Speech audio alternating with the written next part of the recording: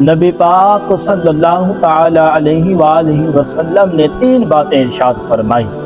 سب سے پہلے حضور نے نجات کے لیے جو بات ارشاد فرمائی وہ بڑی قابل غور ہے اور سمجھنے والی ہے۔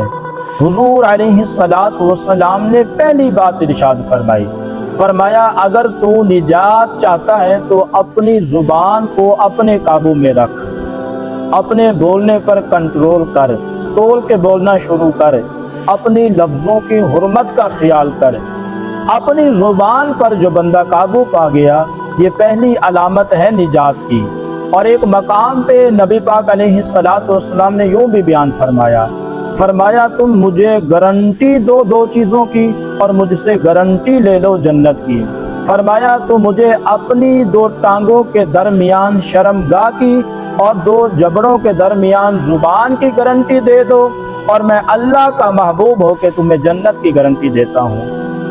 پہلی بات نجات کے لیے نبی پاک علیہ السلام نے یہ ارشاد فرمائی، اپنی زبان کو اپنے قابو میں کر، اس پر کنٹرول کر۔ اور دوسرا فرمایا تیرا گھر تیرے لیے کافی ہے، ادھر ادھر بلا وجہ نہ گھوما کر، بغیر سبب کے بہت ساری مجالس میں نہ جایا کر۔ ضرورت کے لیے جائیں، خیر پانے کے لیے جائیں، اچھے ارادوں سے سفر کریں۔ گئے ہمارے صوفیہ علماء دور دراز کے سفر کیا، محدثین نے کس لیے؟ حضور کی حدیث کو جمع کرنے کے لیے، نبی پاک علیہ السلام کے فیضان سے حصہ پانے کے لیے۔ لیکن فرمایا ادھر ادھر نہ، کچھ لوگوں کو بڑا شوق ہوتا ہے کہ اس مجلس میں بھی جائیں گے، اس محفل میں بھی جائیں گے، اس کی بھی سنیں گے، اس کی بھی سنیں گے، نتیجہ یہ رہے گا کہ بے یقین ہو جائیں گے، اپنے گھر سے نکلیں گے۔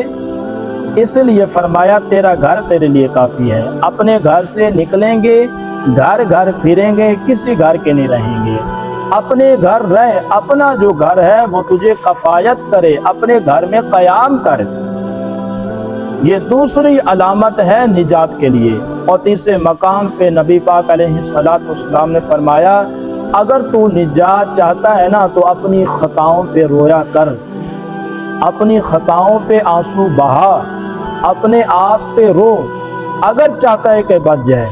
3 چیزیں نبی پاک علیہ السلام نے بیان فرمائی، زبان کو قابو میں کرو، اپنے گھر میں قیام کرو، فرمایا تمہیں اپنی خطاؤں پہ رویا کرو۔